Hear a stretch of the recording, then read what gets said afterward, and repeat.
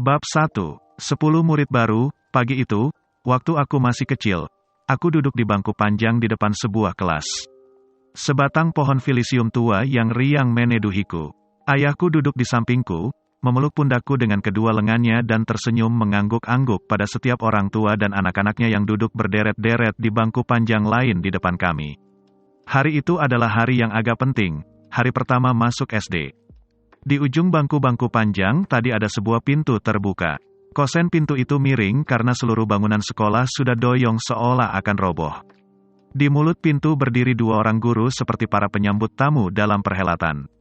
Mereka adalah seorang bapak tua berwajah sabar, Bapak K.A. Harfan Effendi Nur, sang kepala sekolah, dan seorang wanita muda berjilbab, Ibu N.A. Muslimah Hafsari atau Bu Mus.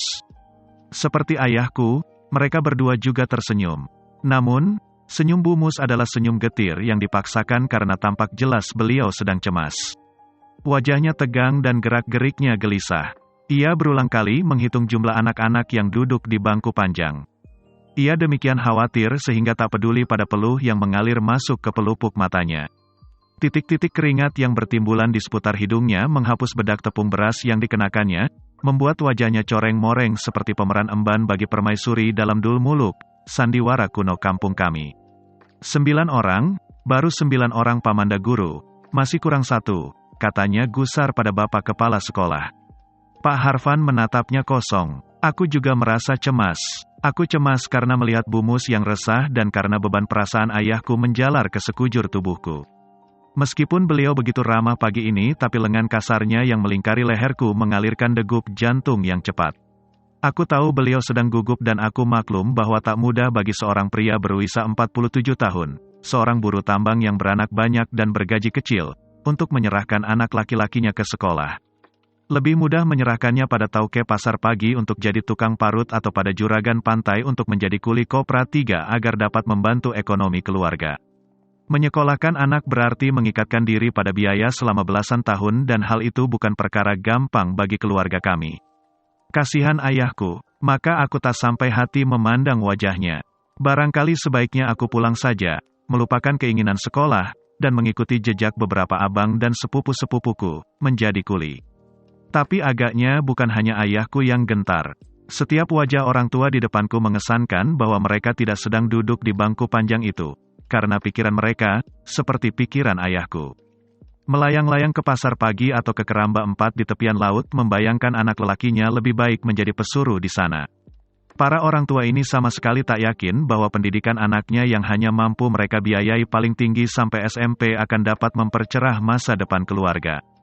Pagi ini mereka terpaksa berada di sekolah ini untuk menghindarkan diri dari celaan aparat desa karena tak menyekolahkan anak atau sebagai orang yang terjebak tuntutan zaman baru, tuntutan memerdekakan anak dari buta huruf. Aku mengenal para orang tua dan anak-anaknya yang duduk di depanku.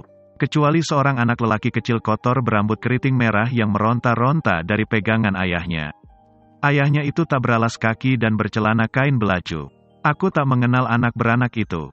Selebihnya adalah teman baikku. Trapani misalnya, yang duduk di pangkuan ibunya, atau Kucai yang duduk di samping ayahnya, atau Syahdan yang tak diantar siapa-siapa. Kami bertetangga dan kami adalah orang-orang Melayu Belitung dari sebuah komunitas yang paling miskin di pulau itu. Adapun sekolah ini, SD Muhammadiyah, juga sekolah kampung yang paling miskin di Belitung. Ada 3 alasan mengapa para orang tua mendaftarkan anaknya di sini. Pertama, karena sekolah Muhammadiyah tidak menetapkan iuran dalam bentuk apapun, para orang tua hanya menyumbang sukarela semampu mereka. Kedua, karena firasat, anak-anak mereka dianggap memiliki karakter yang mudah disesatkan iblis sehingga sejak usia muda harus mendapatkan pendadaran Islam yang tangguh. Ketiga, karena anaknya memang tak diterima di sekolah manapun. Bu Mus yang semakin khawatir memancang pandangannya ke jalan raya di seberang lapangan sekolah berharap kalau masih ada pendaftar baru. Kami prihatin melihat harapan hampa itu. Maka tidak seperti suasana di SD lain yang penuh kegembiraan ketika menerima murid angkatan baru. Suasana hari pertama di SD Muhammadiyah penuh dengan kerisauan, dan yang paling risau adalah Bu Mus dan Pak Harfan. Guru-guru yang sederhana ini berada dalam situasi genting karena pengawas sekolah dari Depdikbud Sumsel telah memperingatkan bahwa jika SD Muhammadiyah hanya mendapat murid baru kurang dari 10 orang maka sekolah paling tua di Belitung ini harus ditutup. Karena itu sekarang Bu Mus dan Pak Harvan cemas sebab sekolah mereka akan tamat riwayatnya. Sedangkan para orang tua cemas karena biaya, dan kami, 9 anak-anak kecil ini, yang terperangkap di tengah cemas kalau kami tak jadi sekolah. Tahun lalu SD Muhammadiyah hanya mendapatkan 11 siswa, dan tahun ini Pak Harvan pesimis dapat memenuhi target 10. Maka diam-diam beliau telah mempersiapkan sebuah pidato pembubaran sekolah di depan para orang tua murid pada kesempatan pagi ini.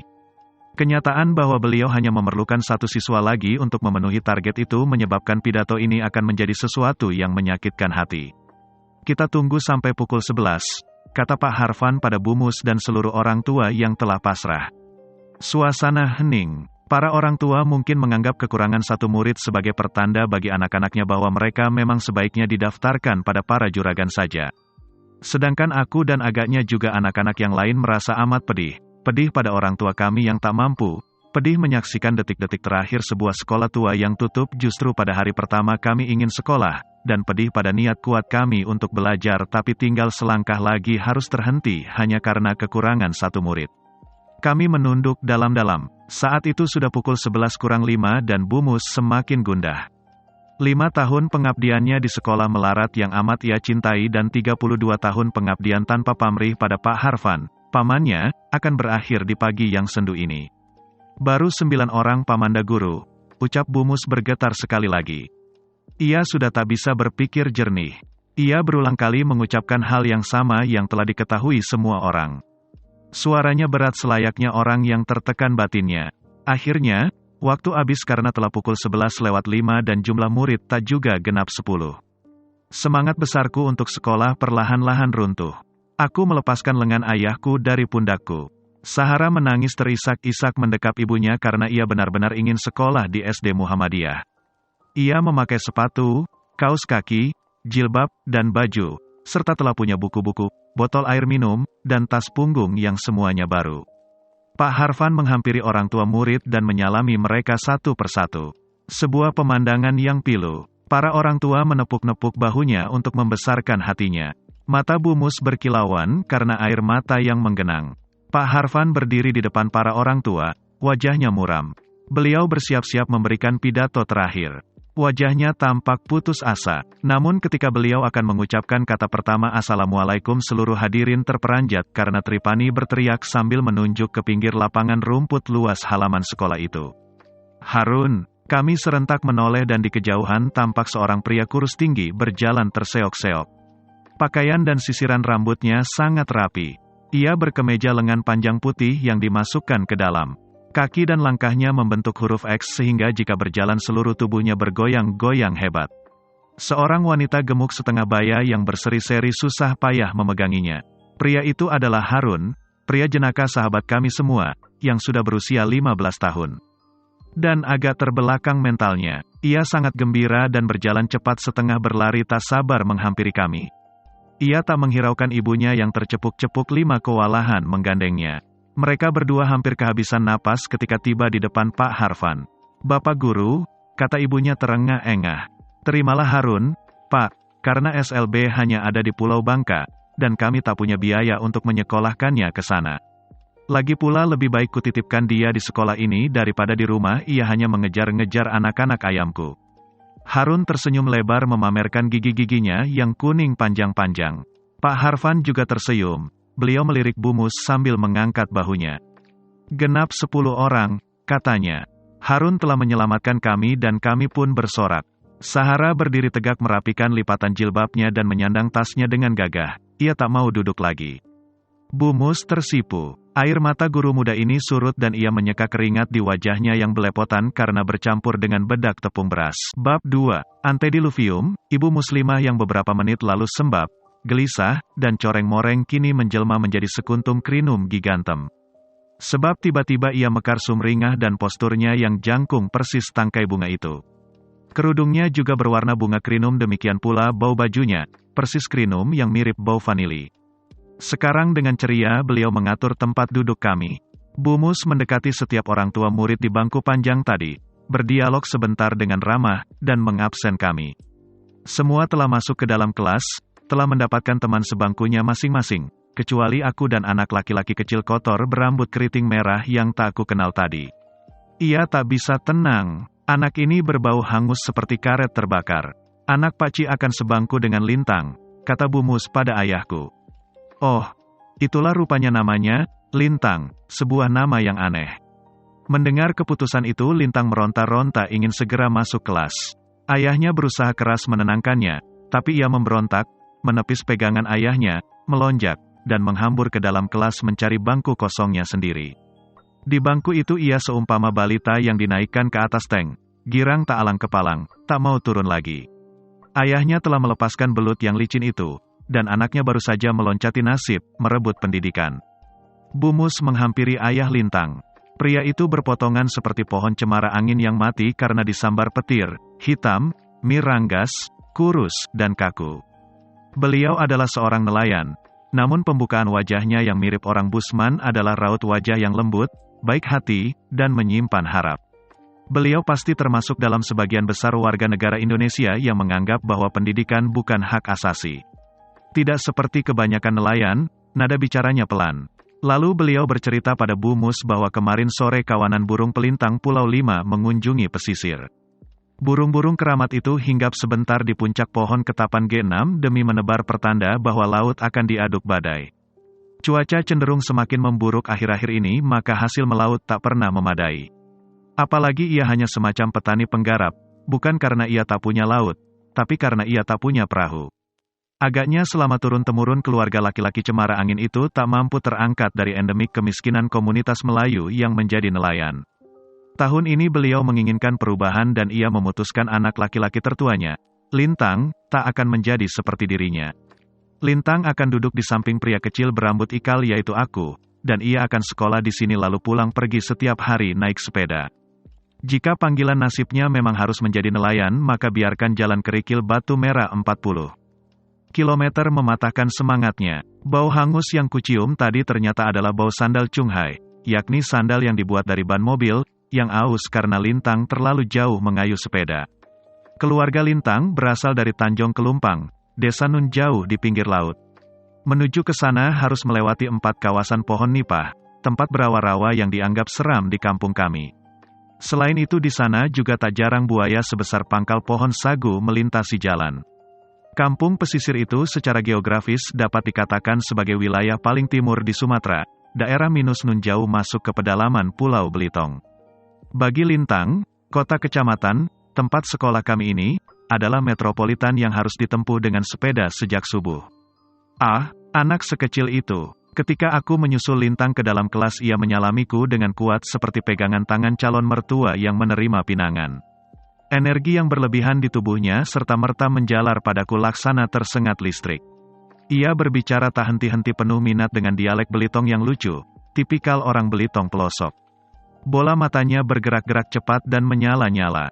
Ia seperti pilea es, bunga meriam itu, yang jika butiran air jatuh di atas daunnya, ia melontarkan tepung sari, semarak, spontan, mekar, dan penuh daya hidup.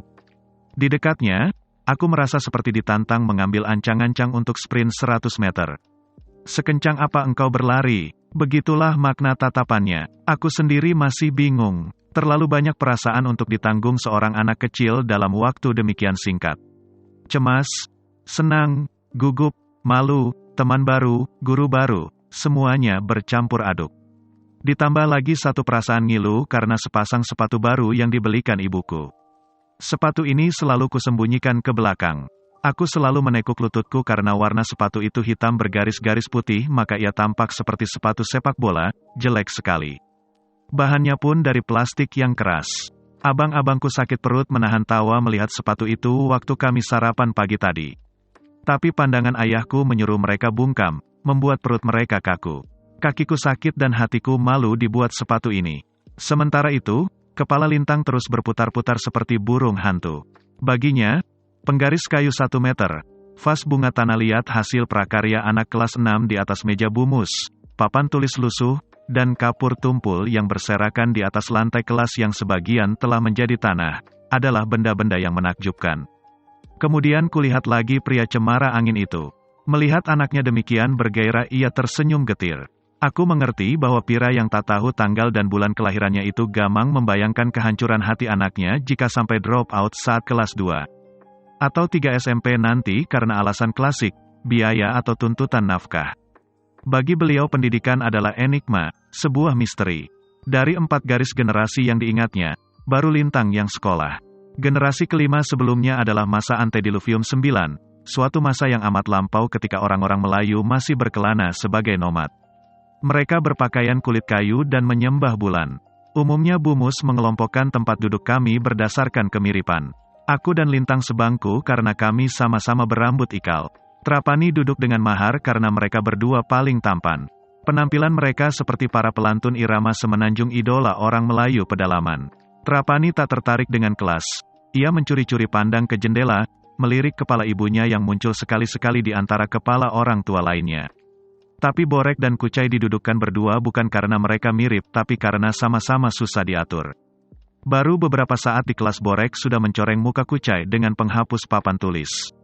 Tingkah ini diikuti Sahara yang sengaja menumpahkan air minum Akiong sehingga anak Hokian itu menangis sejadi-jadinya seperti orang ketakutan dipeluk setan. N.A. Sahara Aulia Fadilah binti K.A. Muslim Ramdhani Fadilah, gadis kecil berkerudung itu, memang keras kepala luar biasa. Kejadian itu menandai perseteruan mereka yang akan berlangsung akut bertahun-tahun. Tangisan Akiong nyaris merusak acara perkenalan yang menyenangkan pagi itu. Sebaliknya, bagiku pagi itu adalah pagi yang tak terlupakan sampai puluhan tahun mendatang karena pagi itu aku melihat Lintang dengan canggung menggenggam sebuah pensil besar yang belum diserut seperti memegang sebilah belati. Ayahnya pasti telah keliru membeli pensil karena pensil itu memiliki warna yang berbeda di kedua ujungnya. Salah satu ujungnya berwarna merah dan ujung lainnya biru. Bukankah pensil semacam itu dipakai para tukang jahit untuk menggaris kain? Atau para tukang sol sepatu untuk membuat garis pola pada permukaan kulit? Sama sekali bukan untuk menulis. Buku yang dibeli juga keliru. Buku bersampul biru tua itu bergaris 3. Bukankah buku semacam itu baru akan kami pakai nanti saat kelas 2 untuk pelajaran menulis rangkai indah? Hal yang tak akan pernah kulupakan adalah bahwa pagi itu aku menyaksikan seorang anak pesisir melarat, teman sebangku, untuk pertama kalinya memegang pensil dan buku, dan kemudian pada tahun-tahun berikutnya, setiap apapun yang ditulisnya merupakan buah pikiran yang gilang gemilang, karena nanti ia, seorang anak miskin pesisir, akan menerangi nebula 10 yang melingkupi sekolah miskin ini sebab ia akan berkembang menjadi manusia paling jenius yang pernah kujumpai seumur hidupku. Bab 3. Inisiasi. Tak susah melukiskan sekolah kami, karena sekolah kami adalah salah satu dari ratusan atau mungkin ribuan sekolah miskin di seantero negeri ini yang jika disenggol sedikit saja oleh kambing yang senewan ingin kawin, bisa rubuh berantakan. Kami memiliki 6 kelas kecil-kecil, pagi untuk SD Muhammadiyah dan sore untuk SMP Muhammadiyah. Maka kami, 10 siswa baru ini bercokol selama 9 tahun di sekolah yang sama dan kelas-kelas yang sama, bahkan susunan kawan sebangku pun tak berubah selama 9 tahun SD dan SMP itu. Kami kekurangan guru dan sebagian besar siswa SD Muhammadiyah ke sekolah memakai sandal. Kami bahkan tak punya seragam. Kami juga tak punya kotak P3K. Jika kami sakit apapun, diare, bengkak, batuk, flu, atau gatal-gatal maka guru kami akan memberikan sebuah pil berwarna putih, berukuran besar bulat seperti kancing jas hujan, yang rasanya sangat pahit. Jika diminum kita bisa merasa kenyang. Pada pil itu ada tulisan besar APC. Itulah pil APC yang legendaris di kalangan rakyat pinggiran Belitung. Obat ajaib yang bisa menyembuhkan segala rupa penyakit. Sekolah Muhammadiyah tak pernah dikunjungi pejabat, penjual kaligrafi, pengawas sekolah, apalagi anggota dewan. Yang rutin berkunjung hanyalah seorang pria yang berpakaian seperti ninja. Di punggungnya tergantung sebuah tabung aluminium besar dengan selang yang menjalar ke sana kemari. Ia seperti akan berangkat ke bulan. Pria ini adalah utusan dari Dinas Kesehatan yang menyemprot sarang nyamuk dengan DDT. Ketika asap putih tebal mengepul seperti kebakaran hebat, kami pun bersorak-sorak kegirangan. Sekolah kami tidak dijaga karena tidak ada benda berharga yang layak dicuri. Satu-satunya benda yang menandakan bangunan itu sekolah adalah sebatang tiang bendera dari bambu kuning dan sebuah papan tulis hijau yang tergantung miring di dekat lonceng. Lonceng kami adalah besi bulat berlubang-lubang bekas tungku. Di papan tulis itu terpampang gambar matahari dengan garis-garis sinar berwarna putih. Di tengahnya tertulis, SDMD Sekolah Dasar Muhammadiyah, lalu persis di bawah matahari tadi tertera huruf-huruf Arab gundul yang nanti setelah kelas 2, setelah aku pandai membaca huruf Arab, aku tahu bahwa tulisan itu berbunyi amar makruf nahi mungkar, artinya, menyuruh kepada yang makruf dan mencegah dari yang mungkar. Itulah pedoman utama warga Muhammadiyah. Kata-kata itu melekat dalam kalbu kami sampai dewasa nanti. Kata-kata yang begitu kami kenal seperti kami mengenal bau alami ibu-ibu kami. Jika dilihat dari jauh sekolah kami seolah akan tumpah karena tiang-tiang kayu yang tua sudah tak tegak menahan atap sirap satu yang berat. Maka sekolah kami sangat mirip gudang kopra. Konstruksi bangunan yang menyalahi prinsip arsitektur ini menyebabkan tak ada daun pintu dan jendela yang bisa dikunci karena sudah tidak simetris dengan rangka kusennya. Tapi buat apa pula dikunci? Di dalam kelas kami tidak terdapat tempelan poster operasi kali-kalian seperti umumnya terdapat di kelas-kelas sekolah dasar. Kami juga tidak memiliki kalender dan tak ada gambar presiden dan wakilnya, atau gambar seekor burung aneh berekor 8 helai yang selalu menoleh ke kanan itu. Satu-satunya tempelan di sana adalah sebuah poster, persis di belakang meja bumus untuk menutupi lubang besar di dinding papan. Poster itu memperlihatkan gambar seorang pria berjenggot lebat, memakai jubah, dan ia memegang sebuah gitar penuh gaya. Matanya sayu tapi meradang, seperti telah mengalami cobaan hidup yang maha dahsyat. Dan agaknya ia memang telah bertekad bulat melawan segala bentuk kemaksiatan di muka bumi. Di dalam gambar tersebut sang pria tadi melongok ke langit dan banyak sekali uang-uang kertas serta logam berjatuhan menimpa wajahnya. Di bagian bawah poster itu terdapat 2 baris kalimat yang tak kupahami. Tapi nanti setelah naik ke kelas 2 dan sudah pintar membaca, aku mengerti bunyi kedua kalimat itu adalah Roma Irama, hujan duit. Maka pada intinya tak ada yang baru dalam pembicaraan tentang sekolah yang atapnya bocor, berdinding papan, berlantai tanah, atau yang kalau malam dipakai untuk menyimpan ternak, semua itu telah dialami oleh sekolah kami. Lebih menarik membicarakan tentang orang-orang seperti apa yang rela menghabiskan hidupnya tahan di sekolah semacam ini. Orang-orang itu tentu saja kepala sekolah kami Pak K.A. Harfan Effendi Nur bin K.A. Fadilah Zain Nur dan Ibu N.A. Muslimah Hafsari Hamid binti K.A. Abdul Hamid. Pak Harfan, seperti halnya sekolah ini, tak susah digambarkan. Kumisnya tebal, cabangnya tersambung pada jenggot lebat berwarna kecoklatan yang kusam dan beruban. Hemat kata, wajahnya mirip Tom Hanks, tapi hanya Tom Hanks di dalam film di mana ia terdampar di sebuah pulau sepi, 17 bulan tidak pernah bertemu manusia dan mulai berbicara dengan sebuah bola voli. Jika kita bertanya tentang jenggotnya yang aut-autuan, beliau tidak akan repot-repot berdalih tapi segera menyodorkan sebuah buku karya Maulana Muhammad Zakaria Al-Kandolawirah, RA yang berjudul Keutamaan Memelihara Jenggot. Cukup membaca pengantarnya saja Anda akan merasa malu sudah bertanya. K.A. pada nama depan Pak Harfan berarti Ki Agus. Gelar K.A. mengalir dalam garis laki-laki silsilah kerajaan Belitung. Selama puluhan tahun keluarga besar yang amat bersahaja ini berdiri pada garda depan pendidikan di sana. Pak Harfan telah puluhan tahun mengabdi di sekolah Muhammadiyah nyaris tanpa imbalan apapun demi motif syiar Islam. Beliau menghidupi keluarga dari sebidang kebun palawija di pekarangan rumahnya. Hari ini Pak Harfan mengenakan baju takwa yang dulu pasti berwarna hijau tapi kini warnanya pudar menjadi putih. Bekas-bekas warna hijau masih kelihatan di baju itu. Kaos dalamnya lubang di beberapa bagian dan beliau mengenakan celana panjang yang lusuh karena terlalu sering dicuci. Seutas ikat pinggang plastik murahan bermotif ketupat melilit tubuhnya. Lubang ikat pinggang itu banyak berderet-deret mungkin telah dipakai sejak beliau berusia belasan. Karena penampilan Pak Harfan agak seperti beruang madu maka ketika pertama kali melihatnya kami merasa takut. Anak kecil yang tak kuat mental bisa-bisa langsung terkena sawan. Namun, ketika beliau angkat bicara, tadinya meluncurlah mutiara-mutiara nan puitis sebagai prolog penerimaan selamat datang penuh atmosfer sukacita di sekolahnya yang sederhana. Kemudian dalam waktu yang amat singkat beliau telah merebut hati kami. Bapak yang jahitan kerah kemejanya telah lepas itu bercerita tentang perahu Nabi Nuh serta pasangan-pasangan binatang yang selamat dari banjir bandang. Mereka yang ingkar telah diingatkan bahwa air bah akan datang, demikian ceritanya dengan wajah penuh penghayatan. Namun, kesombongan membutakan mata dan menulikan telinga mereka, hingga mereka musnah di lamun ombak. Sebuah kisah yang sangat mengesankan. Pelajaran moral pertama bagiku, jika tak rajin salat maka pandai-pandailah berenang. Cerita selanjutnya sangat memukau. Sebuah cerita peperangan besar zaman Rasulullah di mana kekuatan dibentuk oleh iman bukan oleh jumlah tentara, Perang Badar. 313 tentara Islam mengalahkan ribuan tentara Quraisy yang kalap dan bersenjata lengkap. Ketahuilah wahai keluarga Gudar, berangkatlah kalian ke tempat-tempat kematian kalian dalam masa 3 hari. Demikian Pak Harfan berteriak lantang sambil menatap langit melalui jendela kelas kami. Beliau memekikkan firasat mimpi seorang penduduk Mekah, firasat kehancuran Quraisy dalam kehebatan Perang Badar. Mendengar teriakan itu rasanya aku ingin melonjak dari tempat duduk. Kami ternganga karena suara Pak Harfan yang berat menggetarkan benang-benang halus dalam kalbu kami.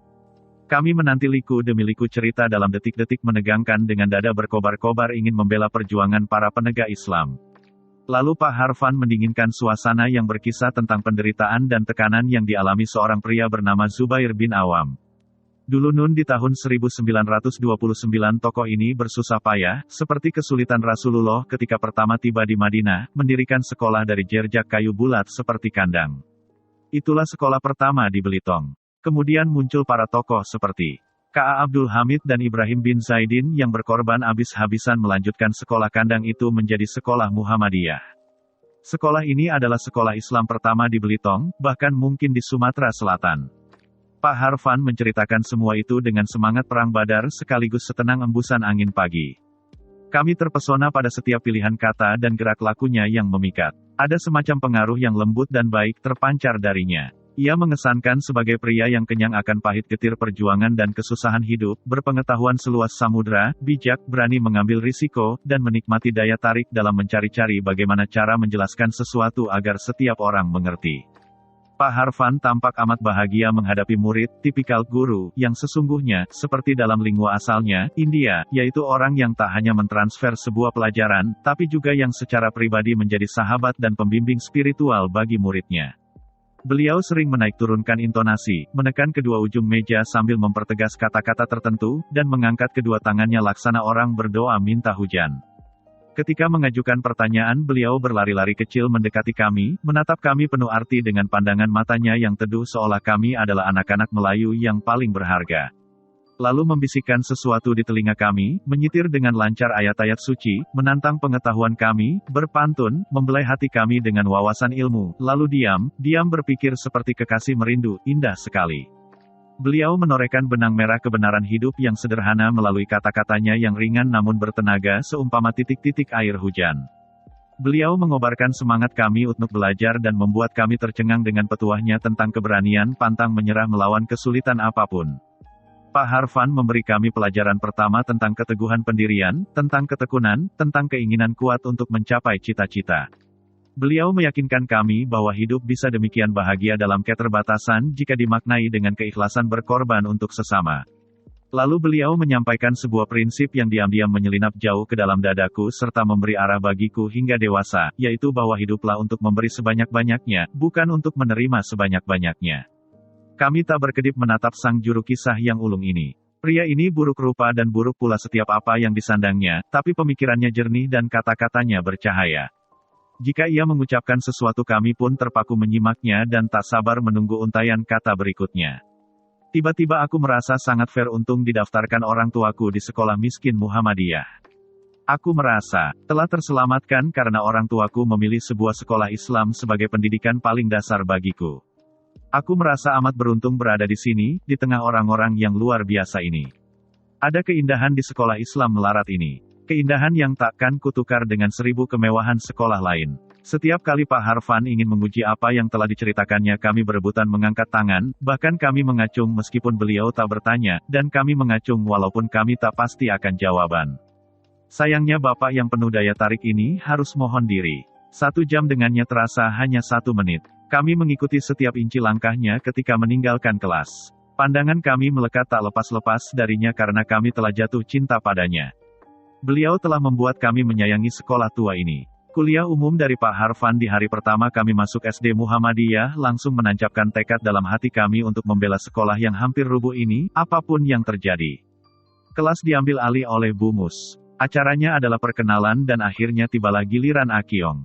Tangisnya sudah reda tapi ia masih terisak. Ketika diminta ke depan kelas ia senang bukan main. Sekarang di sela-sela isaknya ia tersenyum.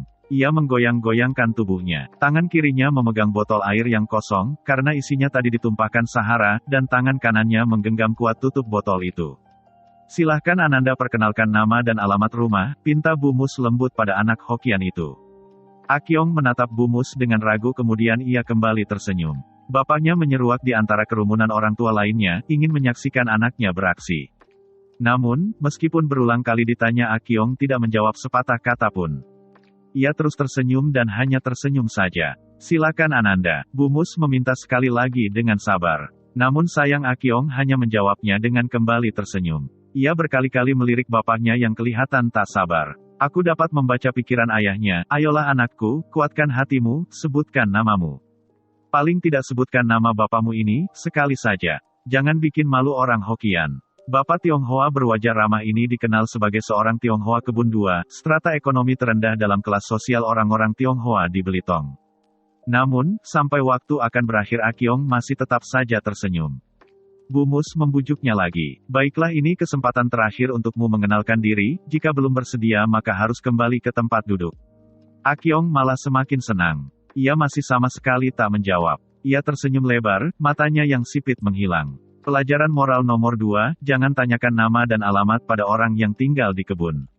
Maka, berakhirlah perkenalan di bulan Februari yang mengesankan itu. Bab 4. Perempuan-perempuan perkasa. Aku pernah membaca kisah tentang wanita yang membelah batu karang untuk mengalirkan air, wanita yang menenggelamkan diri belasan tahun sendirian di tengah rimba untuk menyelamatkan beberapa keluarga orang utan, atau wanita yang berani mengambil risiko tertular virus ganas demi menyembuhkan penyakit seorang anak yang sama sekali tak dikenalnya nun jauh di Somalia. Di sekolah Muhammadiyah setiap hari aku membaca keberanian berkorban semacam itu di wajah wanita muda ini. N.A. Muslimah Hafsari Hamid binti K.A. Abdul Hamid, atau kami memanggilnya Bu Mus, hanya memiliki selembar ijazah SKP, Sekolah Kepandaian Putri, namun beliau bertekad melanjutkan cita-cita ayahnya, K.A. Abdul Hamid, pelopor sekolah Muhammadiyah di Belitung, untuk terus mengobarkan pendidikan Islam.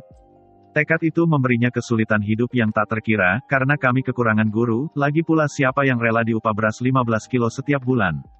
Maka selama 6 tahun di SD Muhammadiyah, beliau sendiri yang mengajar semua mata pelajaran, mulai dari menulis indah, bahasa Indonesia, kewarganegaraan, ilmu bumi, sampai matematika, geografi, prakarya, dan praktik olahraga.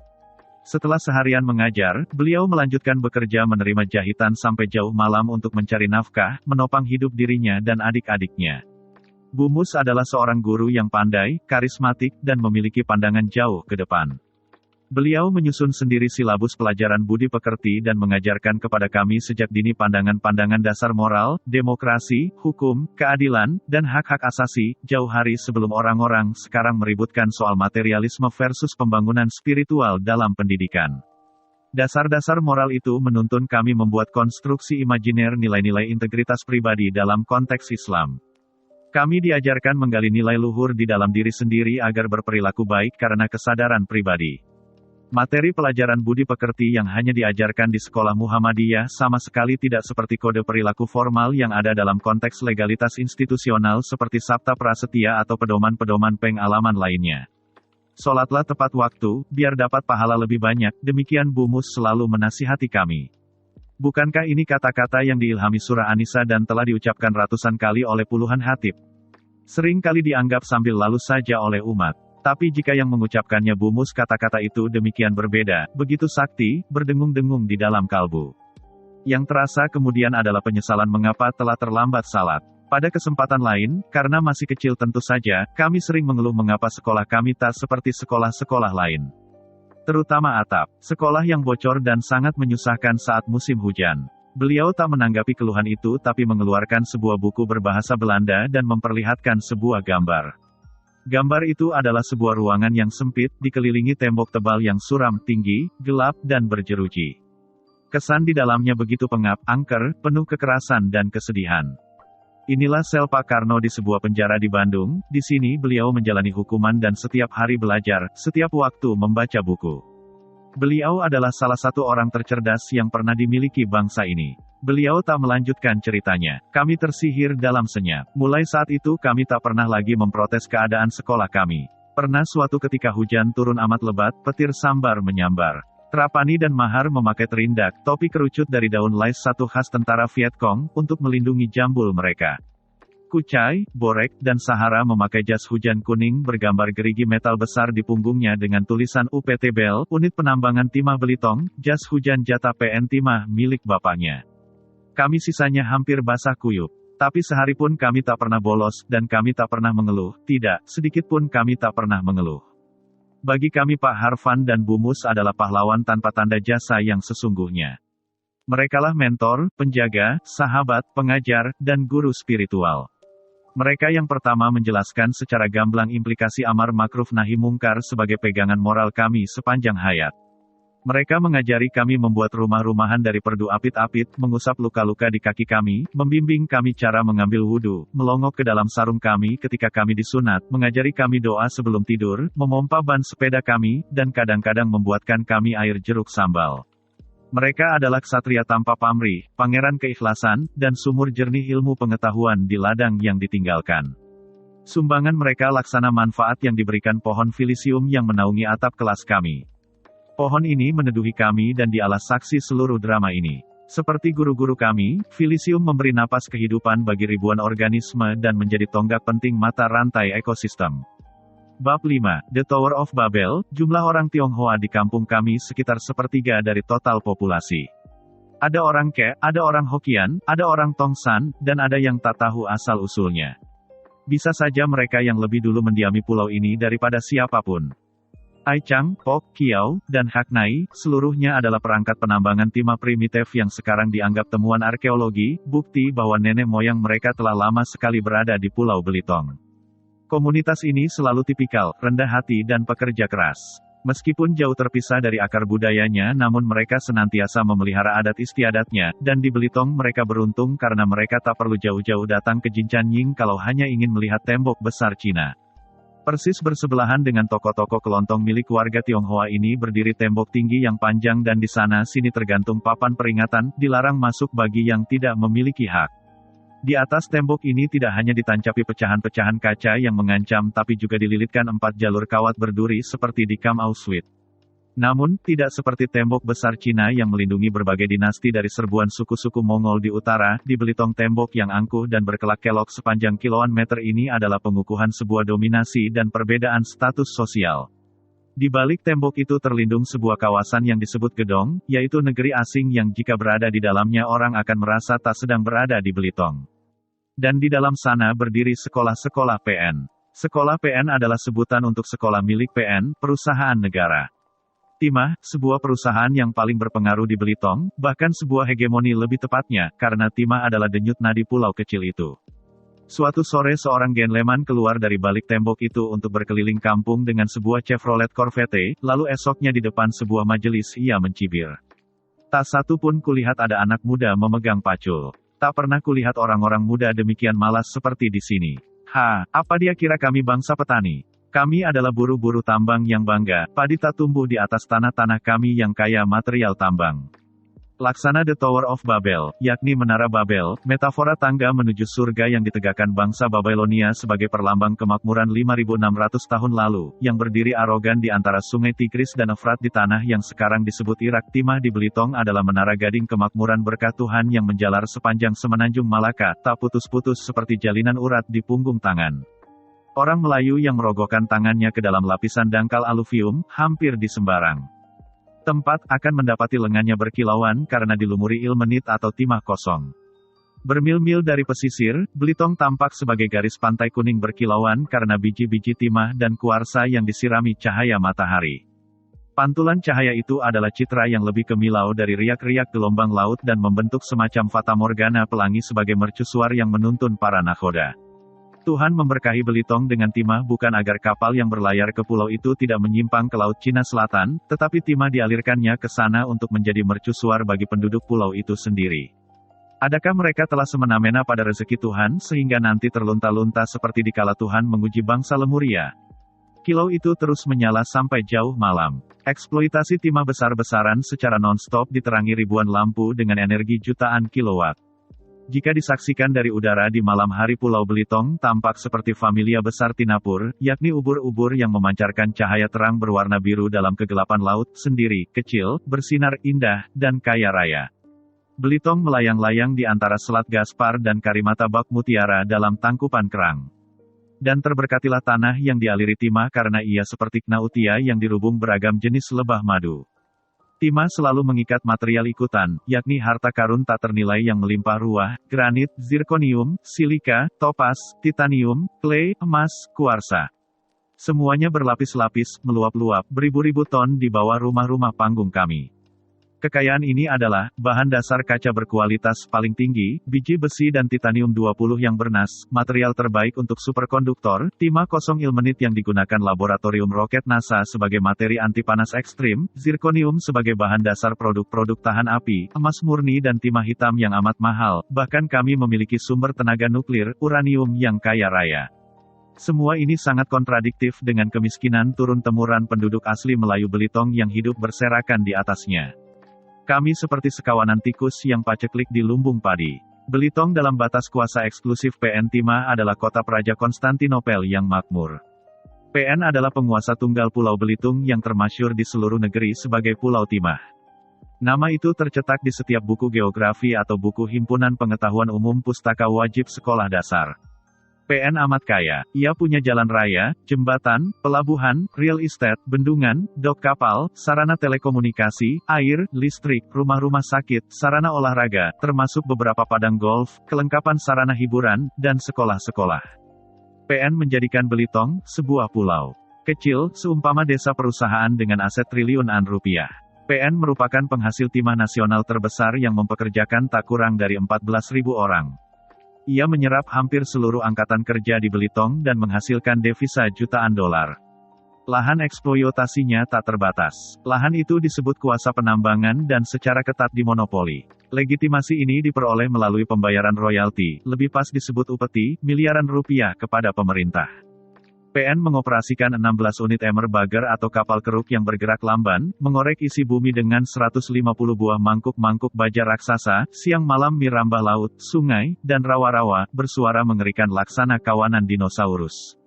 Di titik tertinggi siklus komedi putar, di masa keemasan itu, penumpangnya mabuk ketinggian dan tertidur nyenyak, melanjutkan mimpi gelap yang ditiup-tiupkan kolonialis.